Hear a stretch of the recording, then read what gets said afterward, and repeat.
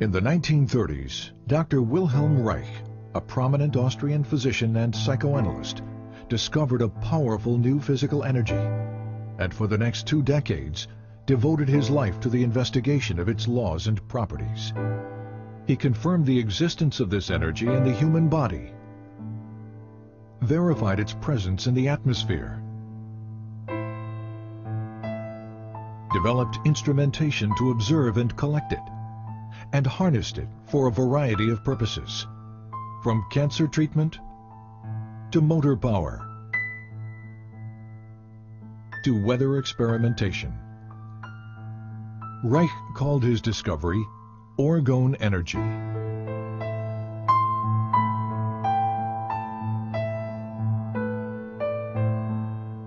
But tragically, it was a discovery that the world was not ready for.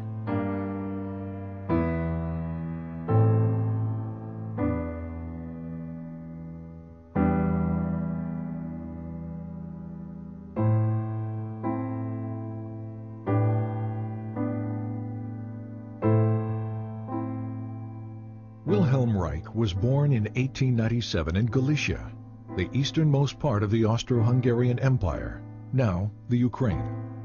He grew up in Bukovina on a large farm operated by his father. Until he was 13 years old, Reich was educated at home by tutors.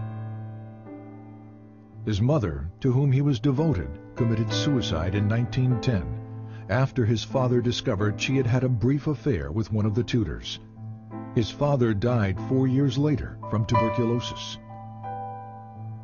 That same year, 1914, the First World War broke out.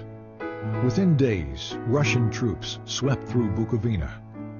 Reich narrowly escaped being sent to Russia as a hostage and had to flee his home.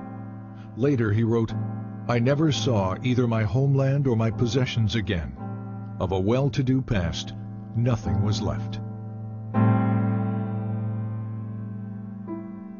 For the next 4 years, Reich served in the Austrian army, experiencing what he called the war as a machine. In 1918, the war finally ended. Germany and Austria were defeated. The Austro-Hungarian Empire was broken up, and Bukovina became a part of Romania. Alone, homeless, and intellectually starved after 4 years of war, Reich entered the medical school at the University of Vienna.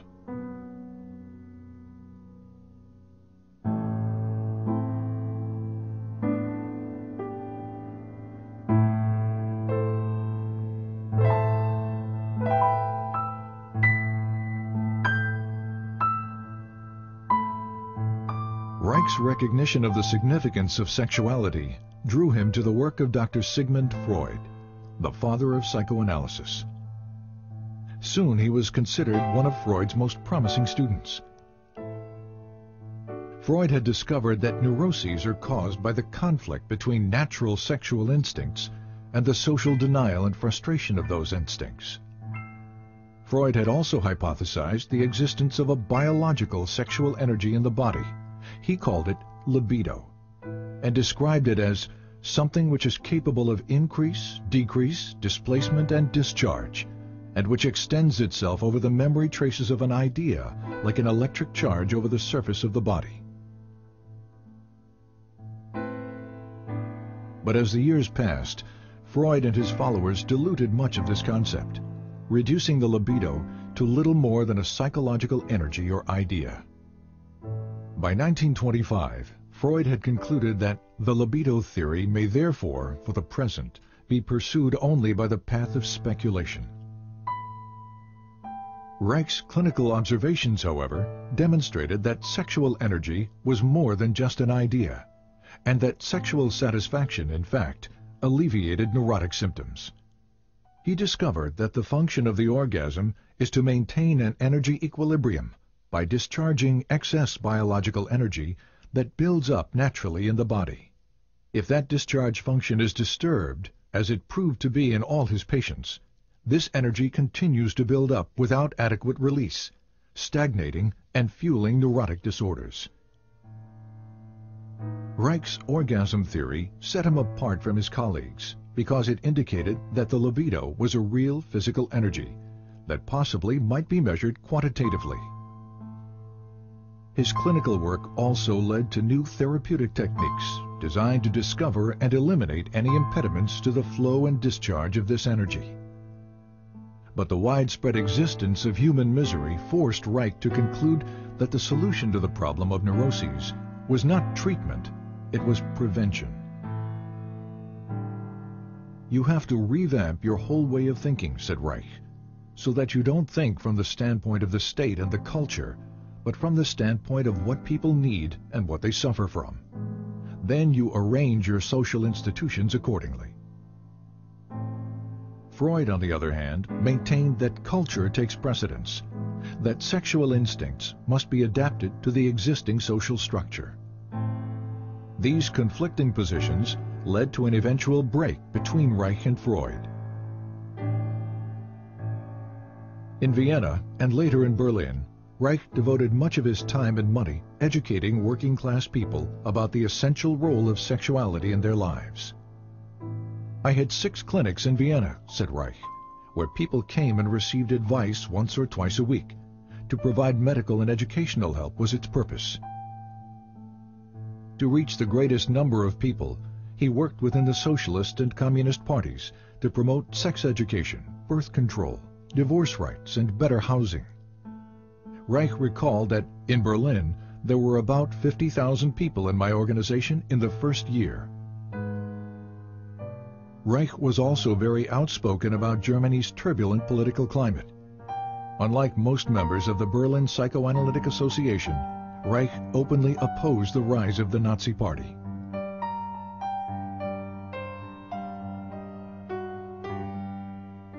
But his activities exacted a high price. He was denounced by the communists and expelled from the International Psychoanalytic Association, calling these events catastrophes which threaten my personal, professional, and social existence. When asked what he would do, Reich replied, "Just go on."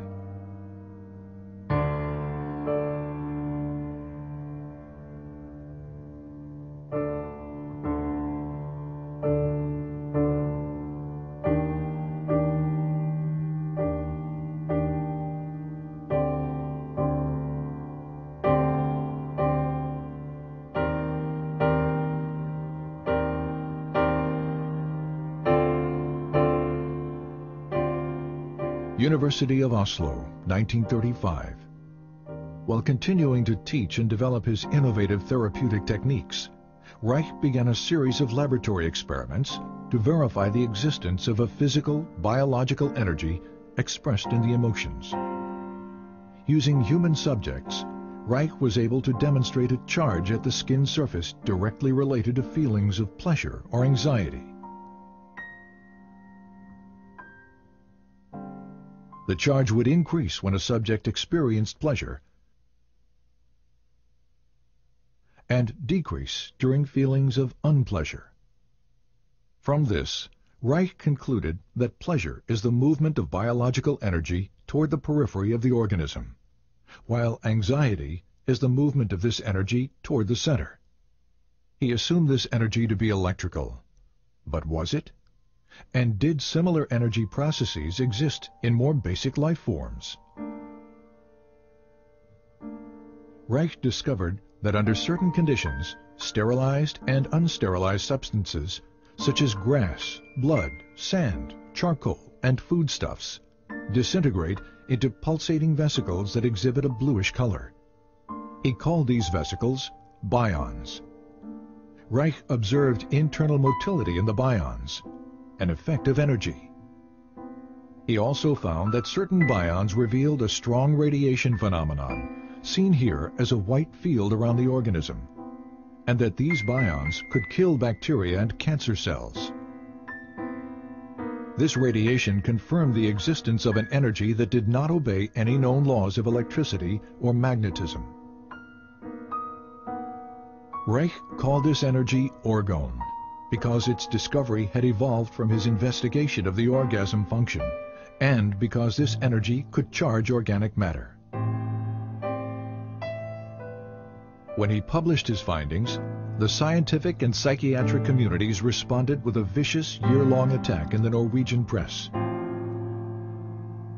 In the wake of this response, and the inevitability of a Second World War, Reich began to look to America as the future home for his work. In August 1939, Reich sailed for America on the last ship to leave Norway before World War II broke out.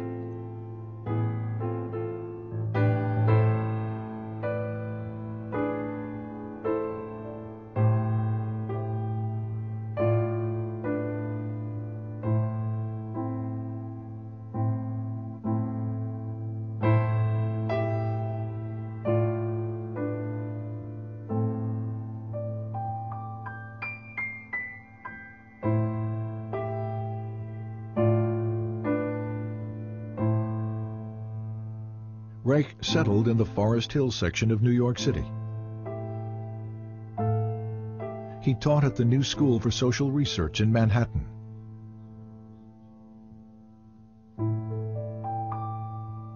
Published his books in English.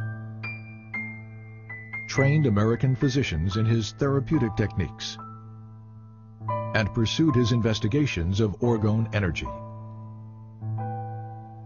Since the energy appeared to be everywhere and to permeate all substances, Reich had to find ways to isolate and collect it in order to study its functions and make it usable.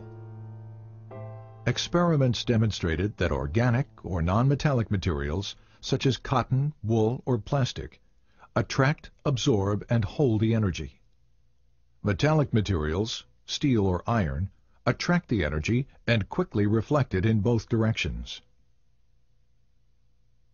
On the basis of these experiments, Reich constructed small boxes with alternating layers of organic and metallic materials, with the inner walls lined with metal. The organic layers attract the atmospheric orgone energy, which is then directed inward by the metal layers. Any energy reflected outward by the metal layers is reabsorbed by the organic material, attracted back to the metal, and directed toward the inside of the box. The result, a higher concentration of orgone energy inside the box. The more layers, the higher the concentration. This accumulation of energy can be verified in a variety of ways. For example, a constant temperature difference exists between the air above the box and in the surrounding air, contradicting the second law of thermodynamics. There also exists a slower electroscopic discharge rate in the higher orgone concentration within the box.